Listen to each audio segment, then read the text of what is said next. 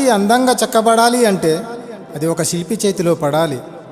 నువ్వు వేసుకునే బట్టలు అందంగా ఉండాలి అంటే ఒక టైలర్ చేతిలో పడాలి. నువ్వు నేను ఆనందంగా జీవించాలి అంటే నిన్ను నన్ను సృష్టించిన ఆ దేవుని చేతిలో పడాలి. నీకెన్ని బాధలున్నా, ఎన్ని కష్టాలున్నా చివరికి అన్నింటినీ తొలగించేవాడు ఆ దేవుడొక్కడే.